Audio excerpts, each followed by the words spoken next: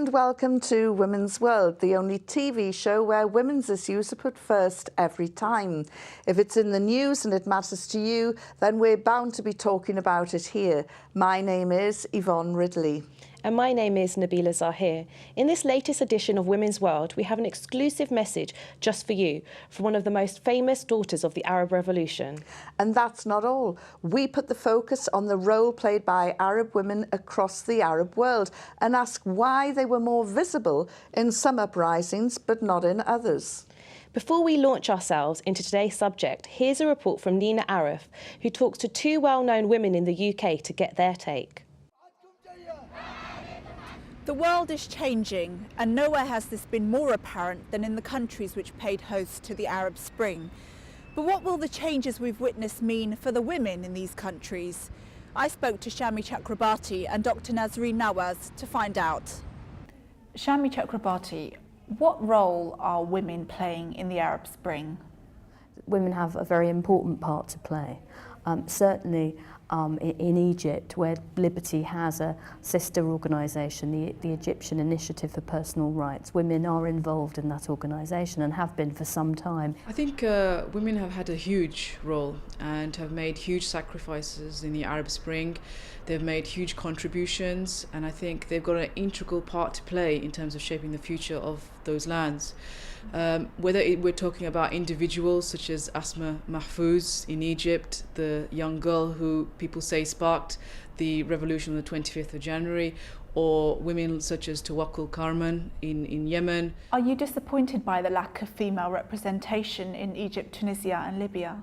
I'm always optimistic, because you can't be a human rights campaigner without being optimistic, but I just urge the Democrats in those countries to realise that their work, their fantastic work so far, will not be sustainable.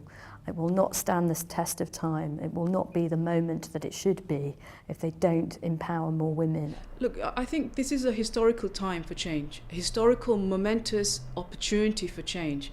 And because of that, I think we need to have an honest debate about the different models of governance which are out there, and really all options should be on the table. I think it would be disastrous for foreign governments with a particular political agenda to hijack this debate. Do you think there's a danger that women will be sidelined once the new governments emerge? I think that gender equality has to be written in to the constitutions of new democracies. I think it's absolutely essential.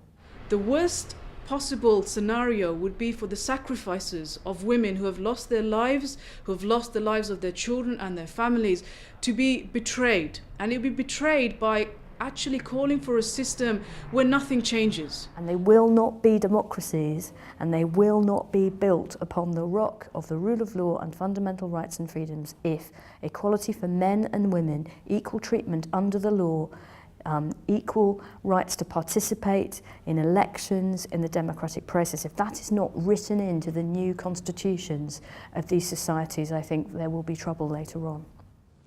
Thank you, Nina. Well, today we're joined by journalist and political activist Shahrukh Khudar, who went to her native Syria to find out exactly what is happening in her troubled country. And sitting next to Shahrukh is the co-author of a book, The People Demand, which takes a look at the history of the Arab revolutions. Welcome to John Rees. It's the end of the year. It's been a momentous year. What sort of role have Arab women played in this Islamic awakening? Well, I think a very significant one, especially in Egypt, but throughout the Arab revolutions. They were at the forefront of the revolution, of organising it.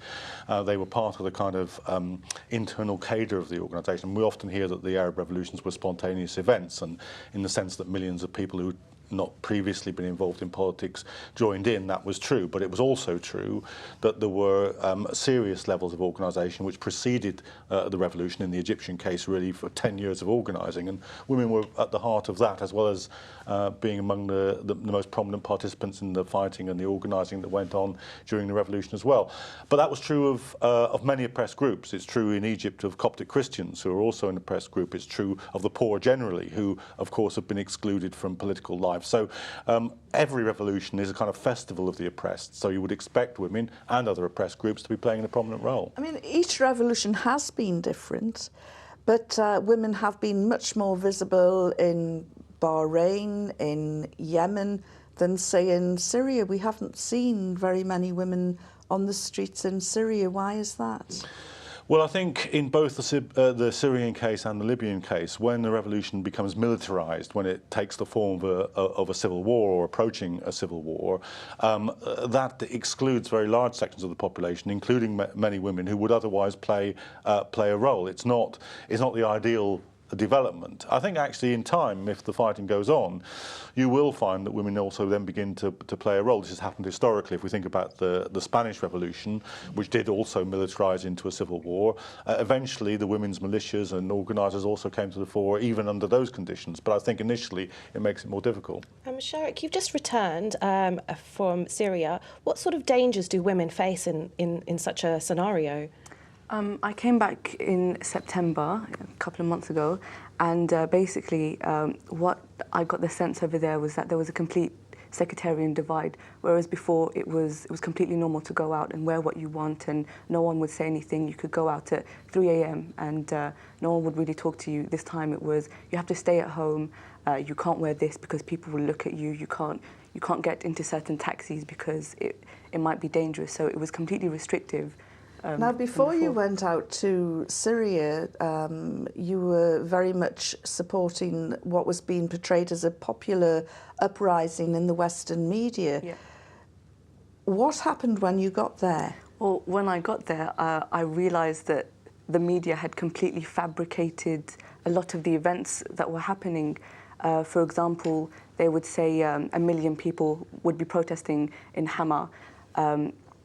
The Syrian media would go to Hama and you'd see it would be about 100,000 people, maybe a couple of hundred people, and it was completely hyperbolic what the Western media was doing. So it was just little things like that, but then other things. I mean, so many stories that you could tell about what they had fabricated and what they omitted from their reports. So that completely changed my mind as well, and stories as well from my own relatives and friends as well who were there. So are you saying that the Western media are putting up a spin about what is happening in Syria? Completely, yeah. Why? Yeah, 100%. It seems to fit their agenda. I mean, if Syria falls, if the Syrian government falls, then it gives a stronger position for Israel in the region, and I mean that's going to work to the advantage of Western governments who seem to be completely backing Western intervention and some sort of military intervention in Syria. We were talking about this earlier on, and you were saying, Nabila, that the UN had brought out this report saying it's an estimate of 5,000 have been killed since the uprisings have started. So where do you think this figure has come from? Have 5,000 been killed, or is it a fabrication, in your opinion? I think the Syrian government have said that 3,000 have died, including 1,500 of military personnel, as well as police officers and civilians. No one is denying that civilians haven't been killed, but 5,000, I mean, I looked at the report that had said that 5,000 had been killed, and some of the names, it was names not confirmed, places not confirmed. How can you not confirm a death if it's happened, you know? So it puts doubt in your mind. John, it's interesting because there are always two sides, at least two sides to one argument. I mean, is it feasible that there is Western meddling in Syria? Yes, I think that's undoubtedly the case. I mean, the difference between the Tunisian and the Egyptian cases and the Syrian cases is really this, that the West were absolutely supportive of the Ben Ali regime in Tunisia until way past the point where it was too late. Similarly, they have backed the Mubarak regime for decades. They don't like the Assad regime. But I think this requires us to have a little bit more of a complex position. And I think the correct thing to say is, look, we don't want any Western intervention in here. It will only make the situation worse. The deaths that we've talked about, whether you accept the 5,000 figure or whether you accept the 3,000 figure, these were similar levels in Libya. When the West intervened, we ended up with 30,000 people dead, according to the estimate by Seamus Milne. Now, that's what happens if you unleash a first-class, a world-class military machine like those possessed by the Americans and the British and the French on a civilian population. It quadruples the number of people who are going to lose their lives. So we don't want the Western intervention, even on humanitarian grounds, and we don't want the West intervening. But we do have to say the Assad regime is a dictatorial regime. I hope it falls, but I hope it falls to the Syrian people and not to the Western powers. If we move over to Yemen, Abdullah Saleh told the women of Yemen, stay in your homes, go back to your homes, you have no right to be on the streets. It had quite the reverse effect, didn't it? Yes, and I think, and it did in Egypt when this kind of dialogue, not directly from the top, but kind of in the way of things, began to emerge. And I think all revolutions reach a certain tipping point where the resistance of the dictatorships and the authoritarian regimes provokes a greater response rather than a lesser response. And I think that's what happened in Yemen as well. I think that once people begin to sense their power, begin to sense that there's a new dawn, they're very hard to deter. It's before that point that the repression is effective. After that point, it can be counterproductive. Right, well, there's some interesting points have been raised in the studio, but what did Londoners tell Nina Arif when she canvassed for their points of view?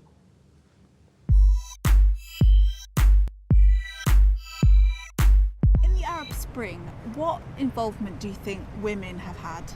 Well, my only knowledge of it is through the media, and I haven't seen much coverage of any women things in the media. I think the involvement women have had initially was quite crescent, but now I think they're having more of a voice. You're seeing it more on the television, you're seeing more women come into the forefront, certainly in terms of things like looking for basic things like education. Do you think, on the whole, do you think the Arab Spring will improve the lives of women? Generally, I hope so. It's always difficult to generalize because it's many countries, many different societies in the Arab world who have this so-called Arab Spring. It depends on what happens because you tear down one particular regime and what have you got to replace it? No, I don't. The men are still dominant. The men are still dominant in the secular areas, the business areas, and of course the government areas. And how do you think the Arab Spring has affected you? It's not affected me at all. No problem for me. I had a feeling it was not good before the Arab Spring in Egypt and Tunisia, where I personally spent a short time. I think it's fine that all these things are going on. So my biggest fear is what is going to replace that and how they're going to build the infrastructure. It's all very well us going in there gung-ho and, seemingly changing people's lives. But, what are we going to do to support that going forward? Well, Sharuk, you heard some of those comments. I mean, there is this prevailing view that Arab women are quiet, oppressed, and almost invisible in the Arab Revolution. I completely disagree. That one man on the tape said that men are dominant in political positions, etc.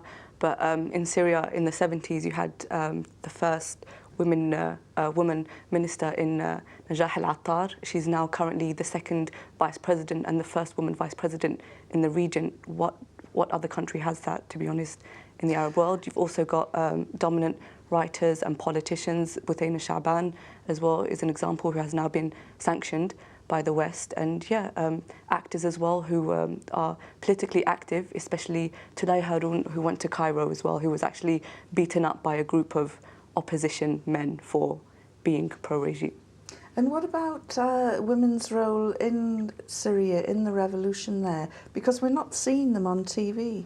I think the one woman that you did see was probably Fadwa Sleiman, who was an actress, but she's not that well known, to be honest. The other day, Al Jazeera English had a documentary on her, but typical Al Jazeera kept focusing on the fact that she is of the minority sect and that she's against the government. So there's always this whole sectarian tone that's being pushed through with... Are women marching in the streets? Initially, women were going out and they were protesting, but once the armed thugs started to run rampage in the country and the sectarian slogans started to come out, they saw that, no, this isn't the revolution that we wanted. So some of them did pull out. I'm not denying that there haven't been any women at all, and some women do come out, obviously, but because of the hijacked revolution, you can say that women have been very reluctant to take part in that side of it. And John, how do you think the Arab Spring is going to empower women in countries like Libya or Egypt, if they need to be empowered in the first place? Well, I think it will give them a greater capacity to determine their own future, to shape the culture and the legal framework for women in these societies, but only on the condition that the revolutions do make forward progress. We can see in Egypt very clearly that the military regime is determined to try and draw a line under the revolutionary developments, and that means particularly targeting women. One of the first demonstrations that was attacked by the Egyptian military after the fall of Mubarak was the 8th of March International Women's Day demonstration, which was attacked by the army in Tahrir Square. They then went on to attack the Coptic Christian demonstration some months later, and then they went on to attack the whole of Tahrir as well. So you can see the way in which the issue of progress for women is bound up with the whole question of progress for the whole revolution, and whether or not the counter-revolution, which the military government really is organising in Egypt, triumphs or not. So I think the position of women, their ability to continue to make progress, to continue to play a role in public life, is entirely bound up with the fate both of other minorities, but also the revolution as a whole. And of course we've got a woman who's won the Nobel Peace Prize. She's going to deliver a message at the end of this show, but that was an improvement, wasn't it, on the previous winner? Yes, indeed, and I think here is somebody who actually does stand for peace and justice and isn't on the side of those people who are trying to stop those developments and back those dictators. And we should never forget this, back those dictators for decade after decade. And still now, when you see the tear gas canisters being held up in Tahrir Square, being fired at the demonstrators now, they've got made in the United States on them. And I think one of the reasons why the Egyptian revolution, the Yemeni revolution, and the people in Bahrain are so clear about this is because they are directly facing the power of the United States and their local backers in Saudi Arabia and other places who are their mortal enemies. And so I think they see this by far the most clearly of all the... Sure. Does the West want women, Arab women, to be on an equal footing with the men? Do you feel that they would like to see that, or they're quite happy for the women to be airbrushed out of the political scene? It's hard to say, to be honest, because they have been emphasising the role of women, obviously, as a sort of to draw the attention and draw the support of women in the West and in the Arab world. But if you go to Syria, women do have equal opportunities as men. I mean, women are taking up educational degrees like engineering Syria's and always medicine. been seen as a very progressive country Definitely, for Muslim women. So do you think there's this kind of perception that in Syria during the uprising that women are being oppressed, and it's perhaps incorrect, or...? That's the perception that they're trying to give, I think, definitely. And I think if the Assad regime falls, I mean, no one is doubting that we don't want change, because we do want change and it's about time. But we don't want change in that violent, sectarian way that's being influenced by the West. But we're fearful that if change does come about and if a political party like the Islamic Brotherhood takes power, minorities and women will be completely oppressed, and no one wants that kind of extremism in their country. John, what do you think? Well, I think we have to be a bit careful about this, and we have to be a little bit mindful of the kind of history of the Middle East as a whole. It's certainly true that when the colonial regimes fell and they were replaced by Arab nationalist regimes in the 60s predominantly, it's true that not just in Syria, but in Iraq actually, and in Libya under Gaddafi, there was a moment of comparative liberalisation of the construction of some welfare provision and general advance for women in terms of education. That's absolutely true. But in the period since then, these states have turned into the most vicious dictatorships in which actually there's been no further real progress. And I also think the thing we have to be careful about is we have to be careful about the identification of all Islamic currents with regression for women. Actually, the Tunisian situation is very interesting in this sense because the Ennahda, which is an Islamic party, won the majority of the vote, but actually the nature of the Tunisian revolution has made sure that the constitutional provisions are in advance of any Western parliamentary democracy because they insisted in the lists of there being man, woman on the electoral lists. Now that wasn't wholly abided by, but it was a symbol of the second mobilisation last February, which drove the first post-Ben Ali government from power, which radicalised the revolution, which made sure that the constitutional settlement was actually far in advance of anything that we've seen either out of the Arab revolution as a whole, or, as I say, in most Western parliamentary democracies. So, Shuruk, which would you say has been the most women-friendly revolution? I don't think there has been. Women have obviously been a driving force in Yemen, especially, and Bahrain. Recently, Zainab al-Khawaja was arrested, and the video was horrific just to see her being beaten up by the police. And this arrest was made after the Bahrain regime said, we've been bad, we've been terrible, we've taken part in torture and abuse, we're going to clean up our act. And yet Zainab al-Khawaja was, as you say, visibly, publicly and brutally arrested. Yeah, of course, and hopefully if she is released, she will continue resisting because the Bahraini government have proved that they have no respect for the protesters that are going out peacefully. And how's this playing out with the Western allies? I mean, you know, David Cameron wants to portray the coalition government as a female-friendly government, and yet there are its allies publicly brutalising women. Yeah, and the same in Egypt. You know, the Supreme Council of the Armed Forces, the SCAF regime, are not, as part of routinely detaining political activists, some 12,000 arrested since Mubarak fell by this government, is involved in routine sexual abuse of women protesters when they're arrested. The famous case of the American Egyptian journalist Mona El-Tawi was sexually harassed and went on television. I mean, from the regime's point, it was a complete blunder to do it to her because it then became a cause célèbre. But it's this government, and this is the post-Mubarak government, which the United States and Britain are backing, never mind about the fact they will never break from the Saudi or the Bahraini. Sadly, we've come to the end of this week's Women's World. But before we go, we have an exclusive message just for you from one of the most famous daughters of the Arab Revolution, Yemeni-born Tawakkul Kaman. Yes, I managed to grab just a few minutes with the Nobel Peace Prize winner on her whirlwind trip to the UK, and she delivered this message just for Women's World viewers. Tawakkul, you are a great source of inspiration to Arab women and indeed women across the world. We've grabbed you away from a load of VIPs at a reception in London for you. What message would you give to the women of the world? They have to be strong, they have to trust on themselves, and they have to know that they have a big duty around the world. They have to do all their duty in helping people to take their freedom, to take their dignity. They must know that they can do a lot, and their society, their country will not improve with them. Thank you very much, Shuruk and John, and that's it for another week. So it's goodbye from me, Yvonne Ridley. And me, Nabila Zahir. Women's World will be back again at the same time next week.